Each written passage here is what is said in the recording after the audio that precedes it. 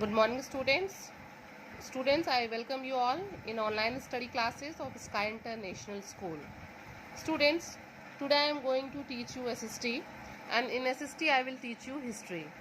In last video, I taught you one chapter of geography, the earth, our earth in the universe. Okay?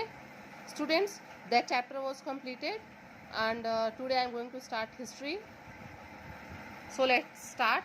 Lesson number 1, understanding our past. चलिए अपने भूत को, अपने पुराने समय को, अपने बीते हुए समय को, अपने पास्ट को हम समझते हैं। अंडरस्टैंडिंग आवर पास्ट, ठीक है। What makes the past important, क्या है जो हमारे पास्ट को बहुत महत्वपूर्ण बना देता है, ठीक है। All of us wondered how people lived many years ago, हम सब लोग बहुत इस बात को सोच के आश्चर्यचकित हो जाते हैं कि आज से कई साल पहले जो प्रिमिटिव्स थे वो हमारे, वो कैसे रहे होंगे, वो कैसे जीवन व्यतीत करते होंगे। Did they live the way we do, क्या वो वैसे ही जीते होंगे जैसे हम जीते हैं। How different were their lives from ours, उनका जीवन हमारे जीवन से कैसे अलग होगा।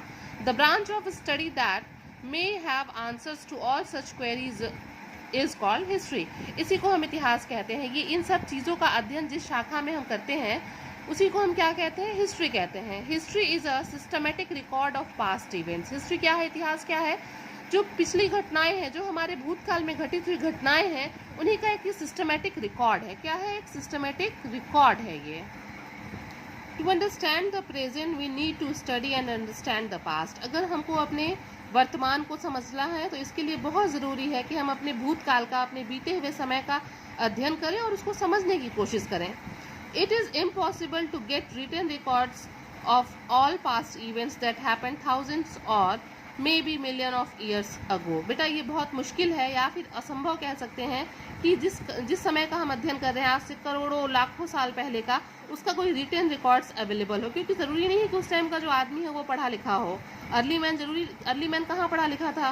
People probably did not know how to read और राइट, संभवतः ऐसा है कि उस समय का जो मनुष्य रहा होगा उसको ये नहीं पता है कि उसको पढ़ना लिखना कुछ भी पता नहीं था। So we do not have written records of that period, यही कारण है कि हमको उस समय का कोई भी रिटन रिकॉर्ड्स, लिखित जो रिकॉर्ड्स है वो हमारे पास नहीं है।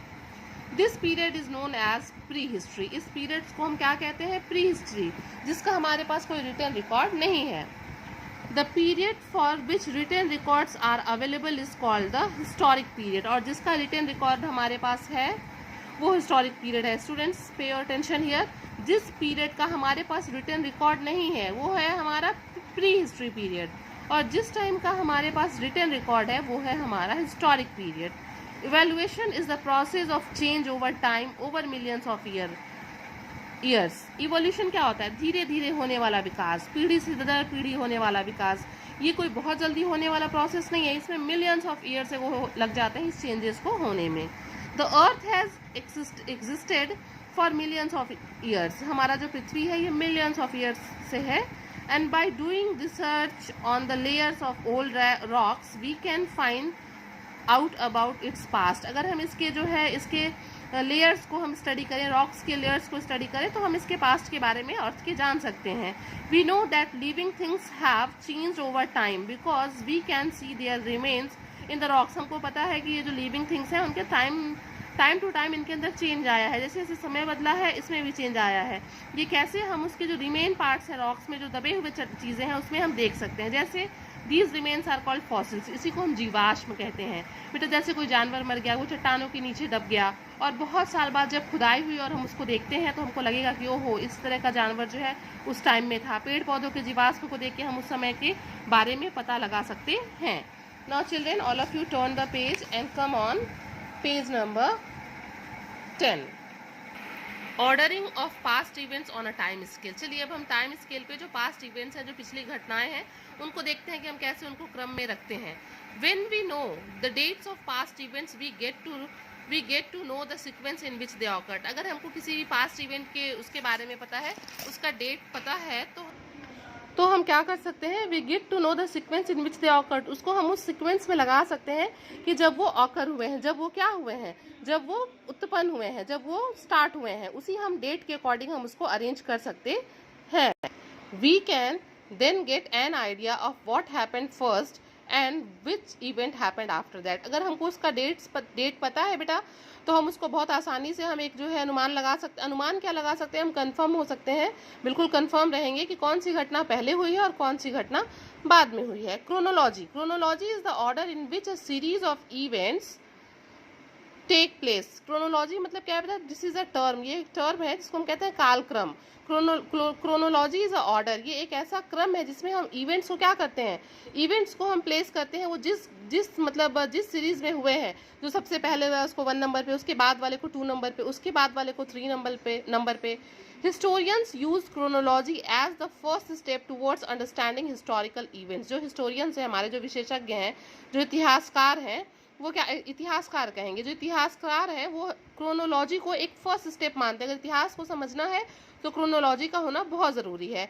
In this way they can put all past events in a proper order, और इसी तरीके से वो क्या कर सकते हैं, पिछली सारी घटनाओं को एक क्रम में वो निर्धारित कर सकते हैं। इट्स वेरी इजी बेटा, if we are knowing the date we can arrange them in a proper manner. Okay, the birth of Jesus Christ is the reference point from which historians count date. जो क्या है, जो Jesus Christ का birthday है उसको हम एक संदर्भ बिंदु मानते हैं, रेफरेंस पॉइंट मानते हैं, और वहीं से हम जो है जो भी हिस्टोरियंस जो भी घटनाएं हैं उसको हम उसके डेट को काउंट करते हैं। The date of years before Christ birth are counted backwards and are referred to as BC। क्या करते हैं, जो घटनाएं हैं वो जीसस क्राइस्ट के बर्थ के पहले हुई हैं तो उसको हम बैकवर्ड्स में काउंट करते हैं और उसको BC लिखते हैं, before Christ, BCE, before common era. For instance, any event that happened 10 years before the birth of Christ is said to have take place in 10 BC। अगर वो ईसा मसीह के जन्म के 10 साल पहले हुआ है तो उसको हम लिखते हैं 10 BCE। ठीक है, the bigger the number when the date is in BCE the earlier it happened। ये नंबर जितना बड़ा हो, 10 BCE मतलब क्राइस्ट के बर्थ के 10 ईयर्स पहले, ये नंबर जितना बड़ा होगा वो घटना उतनी ही पुरानी होगी। अगर 20 ईयर्स हो जाएगा, ये 20 BCE मतलब क्राइस्ट के बर्थ के 20 ईयर्स पहले। The year after Christ birth are noted as AD, और उनके जन्म के बाद को हम एनो डोमिनी AD से डिनोट करते हैं, which is Latin means in the year of lord. इसका हिंदी मीनिंग क्या है, in the year of the lord. और CE common era, these years are counted forwards, इसको हम आगे की तरफ काउंट करते हैं। 99 CE कम्स बिफोर 100 CE, पता ही है हम लोग को 99 CE जो कॉमन एरा है वो 100 कॉमन एरा के पहले आएगा। To arrange historical events in a chronological order historians refers to a timeline. ठीक है, ये जो भी हिस्टोरिकल इवेंट्स हैं, घटनाओं को एक कालक्रम में निर्धारित करने के लिए इन्होंने एक टाइमलाइन लिया और उसी टाइमलाइन के समय लिया और उसी से जो है इसको अरेंज करते चले गए। Now come on the next heading and the heading is geographical framework. अब हम भारत का क्या देखते हैं, एक भौगोलिक दशा देखते हैं। ठीक है, geographical factors have a great influence on the history of a country. किसी भी देश के इतिहास में उसकी भौगोलिक दशा का, भौगोलिक कारकों का बड़ा ही प्रभाव भी होता है, बहुत महत्व भी होता है बेटा। द इंडियन सब continent has distinct geographical feature. जो इंडियन सब कंटिनेंट हैं उनका जो जियोग्राफिकल कुछ डिस्टिंक्ट जियोग्राफिकल फीचर्स है, कुछ कारक हैं, भौतिक कारक हैं जिसको हम लोग अब देखेंगे। ठीक है, कुछ अलग डिस्टिंक्ट अलग जियोग्राफिकल फीचर्स हैं। The vast northern Indo Gangetic plains around which human settle first was very fertile. जो नॉर्दर्न इंडो गैंगेटिक प्लेन था, जो बहुत ही विस्तार में था, जो बहुत ही बड़ा था, वहाँ पे सबसे पहले जो क्या किया, आदमी जो है वहाँ पे सेटल होना शुरू किया क्योंकि वो बहुत ही फर्टाइल था। Thus many kingdoms emerged in this place। इसीलिए यही कारण था कि बहुत से साम्राज्य जो थे, बहुत से साम्राज्य वहाँ पे उभरे क्योंकि वो एरिया बहुत फर्टाइल था और रहने के लिए बहुत सुटेबल था। The southern peninsula was divided into smaller regions by mountains, plateaus and river valleys। जो साउदर्न पेनिनसुला था, जो दक्षिणी प्रायद्वीप था, वो क्या किया गया, छोटे छोटे रीजन्स में डिवाइड कर दिया गया। किसके द्वारा, पर्वतों के द्वारा, पठारों के द्वारा, एंड रिवर वैलीज, जो नदी की घाटियां थी उनके द्वारा। ठीक है, the great Himalayas in the north acted as a barrier between India and Central Asia. India और सेंट्रल एशिया के बीच में जो हिमालय पर्वत था उसने एक बैरियर का काम किया। But people use the passage in the mountains as routes of contact. लेकिन लोगों ने क्या किया, पहाड़ के रास्ते होके वो जाते थे और उसको एक क्या किया, कॉन्टेक्ट, रूट्स ऑफ कॉन्टेक्ट, उसको एक दूसरे से जोड़ने के लिए उसको यूज़ किया, रास्ते की तरह यूज़ किया। These routes of contact were used for different purpose. किस काम के लिए उस रास्तों को यूज़ करते थे, क्या पर्पज़ था उसका, आइए हम देखते हैं। Traders travelled along these routes to buy and sell goods. जो ट्रेवलर्स थे, ट्रेडर्स थे, जो सामान खरीद फरोख्त करने वाले लोग थे, उन्होंने उस रास्ते का प्रयोग अपने सामान को बेचने और खरीदने के लिए किया। People from cold arid places came here in search of livelihood. Many tribes entered India for the northern western side through the mountain passes. बहुत से ऐसे लोग थे जो अपने बहुत ठंडी जगहों से बच के भारत में आए अपने जीवन यापन करने के लिए, ठीक है। मेनी ट्राइब्स, बहुत से ऐसी जनजातियां भी थी जो भारत में आई और यहीं पे रह गई इन रास्तों से होके। Religious leaders use these routes to spread their messages. इन रास्तों का प्रयोग करके जो रिलीजियस लीडर थे, धार्मिक जो लोग थे, उन्होंने अपने मैसेज का प्रसार, जैसे गौतम बुद्धा ने अपने प्रचार किया ना बुद्ध धर्म का, अशोका ने क्या किया था ना बौद्ध धर्म का प्रचार। ऐसे ही बहुत से ऐसे धार्मिक लीडर्स थे जो अपने धर्म के प्रचार के लिए, मैसेजेस को स्प्रेड करने के लिए इस रूट का यूज करते थे। Kings and rulers undertook war campaigns to expand their empire through them, ठीक है। बहुत से राजाओं और शासकों ने भी बहुत सा अभियान चलाया अपने साम्राज्य को बहुत बड़ा करने के लिए और अपने साम्राज्य के विस्तार के लिए, ठीक है बेटा। Here the map one India's map is given over here in which major rivers and mountains in India is shown. All of you go through the map. यहाँ पे देखिए एक दिया हुआ है स्केल जिसमें दे रहा है कि लाइट ऑरेंज कलर में आपको माउंटेन शो किया गया है, लाइट येलो में हिली एरियाज़ को शो किया है, ग्रीन में प्लेन्स को, ऐसे सी लेवल। आप इसको देख लीजिएगा एक बार बहुत अच्छे से, आप लोग इस जो मैप दिया हुआ है इसको देख लीजिएगा। Now come on the next page, page number 11। Okay students, some traders returned home while others settled down to make India their homeland. बहुत से जो ट्रेडर्स थे वो जाते थे आते थे, वहाँ रुकते नहीं थे, वहाँ रहे नहीं। बट कुछ ऐसे भी थे जो वहीं इंडिया में ही रह गए आके और उसी को अपना होमलैंड बना लिए। They exchanged many ideas and traditions. उन्होंने क्या किया, उन्होंने बहुत से आदर्श और परंपराओं का एक्सचेंज किया, अपने नियम कानून को, अपने ट्रेडिशंस को दूसरों से शेयर किया, उनको बताया, उनका खुद जाना।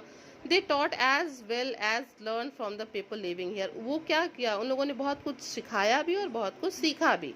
This exchange of ideas resulted in the development of a unique culture. और इस एक्सचेंज से क्या हुआ, एक बहुत ही अद्वितीय संस्कृति का जो है निर्माण हुआ, एक विकास हुआ। मेनी आइडियाज वर retained while others underwent changes. बहुत से आइडियाज जो हैं वो रह गए, उनको जो है बरकरार रखा गया और बहुत से जो आइडियाज थे उनमें चेंजेस हुए। Okay students, now come on the next heading. All early civilisations developed along river valley. बहुत से जो शुरू के जितने भी सिविलाइजेशंस थे, जितने भी सभ्यताएं थी, वो नदी और घाटियों के आसपास में ही डेवलप हुई थी। Farming resulted in the production of more food than was required. क्यों, क्योंकि वहाँ पे इजीली पानी अवेलेबल था, उस पानी से वो खेती कर लेते थे, एनिमल्स के लिए पानी मिल जाता था, और तो और नहाने के लिए, बर्तन धोने के लिए पानी मिल जाता था, इसलिए वो नदी के आसपास ही इकट्ठे होके मतलब वहाँ पे अपनी सभ्यता का विकास किया। और इससे फार्मिंग भी बहुत अच्छे से हुआ। फार्मिंग इतना अच्छा हुआ कि उनको अपनी ज़रूरत से ज़्यादा, रिक्वायरमेंट से ज़्यादा फूड मिल गया। This allowed people to engage in the profession other than farming. तो क्या हो गया, वो खेती के अलावा दूसरा काम भी करने लगे, वो दूसरे व्यवसाय में भी जो है वो इंगेज हो गए। ओके स्टूडेंट्स, व्यस्त हो गए। As traders travel to different cities to sell their surplus produce, towns and cities develop. वो क्या करते थे, अपने जो सरप्लस प्रोडक्ट था उनका, जो भी चीज़ उनकी ज़रूरत से ज़्यादा थी, उसको बेचने के लिए दूसरे शहरों में जाते थे, दूसरे कस्बों में, और इस तरीके से दूसरी जगह पे जाने से क्या हुआ, छोटे छोटे कस्बों और शहरों का निर्माण हुआ। Craftsmen began to create better crafts, writing skills developed and the use of wheel made transportation faster. क्या हुआ, craftsmen began to create better craft. जो शिल्पकार थे वो अच्छे अच्छे क्राफ्ट्स बनाने लगे। राइटिंग स्किल डेवलप्ड, जो लिखने की जो कला थी, कौशल थी, उसका भी विकास हुआ। And the use of wheel, जो पहिए का आविष्कार, पहिए का यूज हुआ, उससे क्या हुआ, जो परिवहन था, ट्रांसपोर्टेशन, वो बहुत ही तेज हो गया बेटा। ठीक है, आइए अब हम लोग अगली हेडिंग पे आते हैं। अगला हेडिंग है various sources of history. History के वेरियस सोर्सेज में से हमको किस चीज़ से अपने इतिहास के बारे में पता, आखिर किसी चीज़ के बारे में जानना है तो हमको उसके बारे में किसी चीज़ से ही तो पता लगेगा। ठीक है, तो हम देखते हैं कि हमको इतिहास के बारे में कैसे पता चला। Historians have to use evidence और clues to write history and give us complete picture of the past. क्या था, हिस्टोरियंस को जब इतिहास के बारे में, पास्ट के बारे में लिखना था तो उनको क्या चाहिए थे, कुछ सबूत चाहिए थे, कुछ संकेत चाहिए थे, जिसके हो के वो जो क्या करें, पास्ट के बारे में कुछ लिख सके। Have you ever wondered where do they get these clues and evidence from. क्या आपने कभी सोचा है इस बारे में कि उनको ये क्लूज और एविडेंसेस कहाँ से मिले। These are several sources from which we may get information about the past. बहुत से ऐसी सेवरल सोर्सेज हैं, अलग अलग स्रोत हैं जिससे हमको अपने पास्ट के बारे में पता चलता है। The two main types of source materials are literary and archaeological। दो जो मेन है वो क्या है, लिटरेरी, जो लिखे हुए चीज़ें हैं, एंड आर्कियोलॉजिकल मतलब पुरातात्विक, जो खुदाई में हम लोग को मिलते हैं। आइए पहला हेडिंग हम लोग देखते हैं, literary sources. Literary sources refer to any written account, जो कुछ भी लिखा गया है, जो भी हमारा रिटन अकाउंट है, वही हमारा क्या है, लिटरेरी सोर्स है। Long ago before paper was use, बहुत समय पहले जब पेपर यूज नहीं होता था, books were written on palm leaves, किताबों को हम कहाँ लिखते थे, पाम लीव्स पे लिखते थे, और on the bark of the beech tree के छाल पे। Literary works include religious books, accounts of foreign travellers and writings on cave walls और स्टोन टेबल्स। उसमें क्या क्या चीज़ें आती थी लिटरेरी वर्क्स में, जो धार्मिक पुस्तकें थी, जो ट्रेवलर्स फॉरेन ट्रेवलर्स आते थे वो कुछ लिख के जाते थे, एंड राइटिंग, गुफाओं की दीवारों पे भी जो कुछ लिखा होता था, and the tables, stone tables, पत्थरों की सिलापट पे, ठीक है। Each of these tell us about the social, political, economical and cultural condition during the time in which they were written. ये हमको क्या बताते हैं, ये जो इन चीज़ों को हमको पढ़ने से पता चलता है कि उस समय की राजनीतिक, आर्थिक, सांस्कृतिक जो कंडीशन थी उस समय की, वो कैसी थी। Most ancient books found in north India were written in Sanskrit, जो नॉर्थ इंडिया की जो रिटेन अकाउंट्स हैं वो संस्कृत में लिखी गई हैं, पाली में या प्रकृत में लिखी गई हैं। Tamil was mainly use in south India, और साउथ इंडिया में मेनली कौन सा लैंग्वेज यूज किया गया है, Tamil.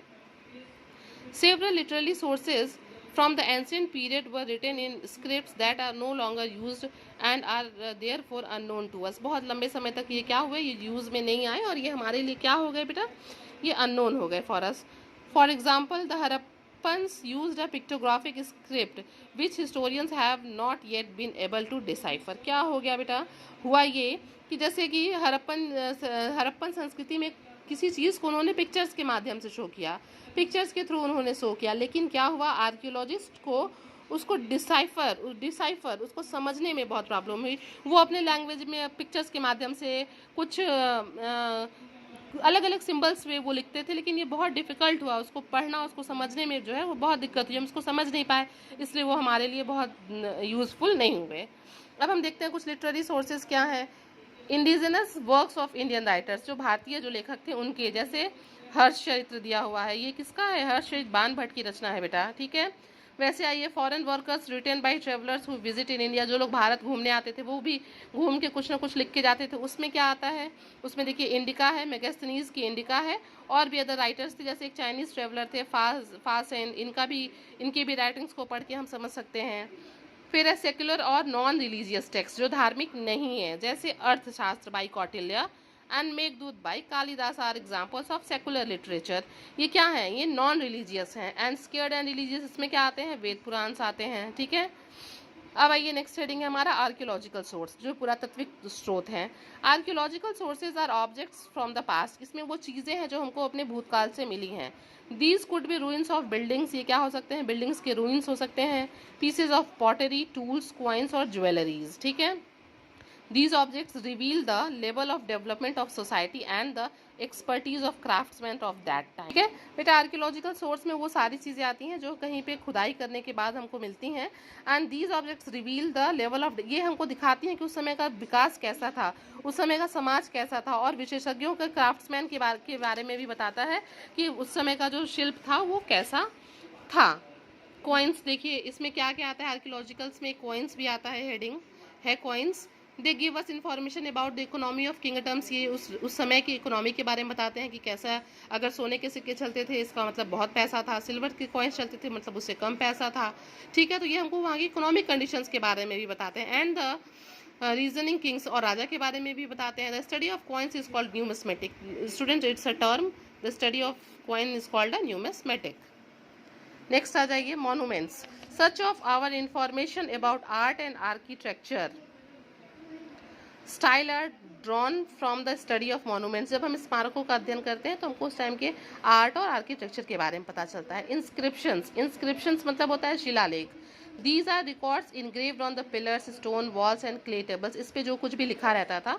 Scribes carved their writing on to the stone surface using chisel and hammer, वो क्या करते थे, हथौड़ा और छिन्नी लेके जिनको जो लिखना होता था वो पत्थरों पे, पिलर्स पे, स्टोन टेबल्स पे लिख देते थे। They usually give details of battle won और instructions from the ruler to the common. Mainly वो क्या लिखते थे, जो युद्ध जीते रहते थे उसके बारे में लिखते थे, जो उस टाइम का जो रूलर लोगों को कॉमन अपना एक इंस्ट्रक्शन देता था उसको लिखते थे। Study of inscription is called epigraphy. Study of inscription क्या कहलाता है, it's called epigraphy, okay.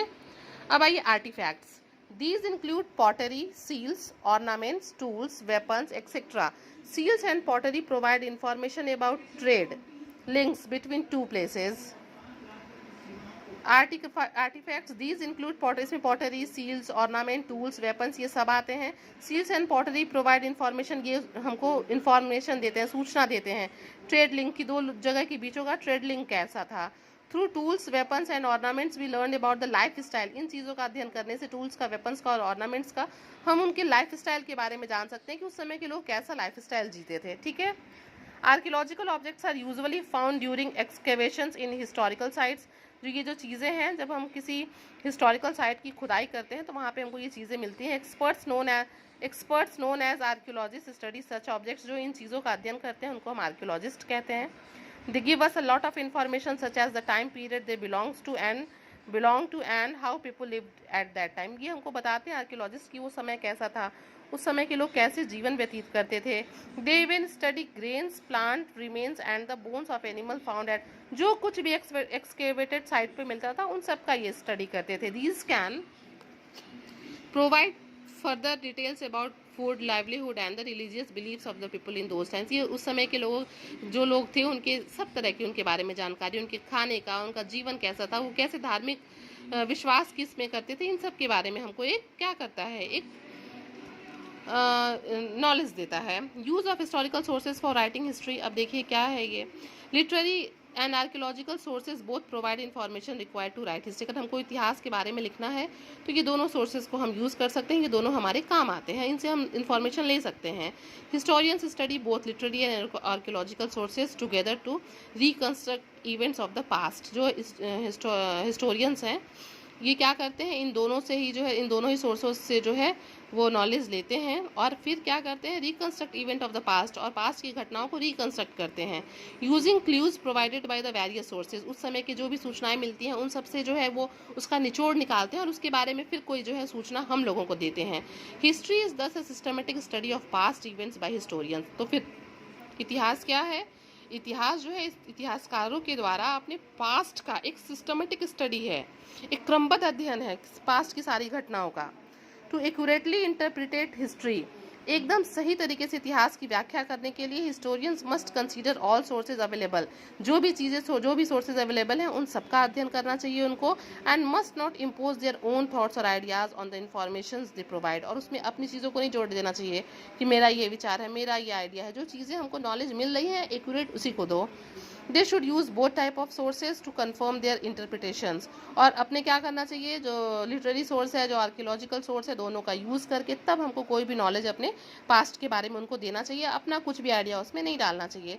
They should not be biased in their approach by trying to narrate the past as it once was. कभी भी ऐसा नहीं है कि अपनी तरह से उससे बायस्ड होकर अपने पास से कुछ चीज़ें उसमें ऐड करके जो एक्यूरेट हमको नॉलेज मिलता है वही हमको देना चाहिए. Now students, the chapter is over. This chapter is over.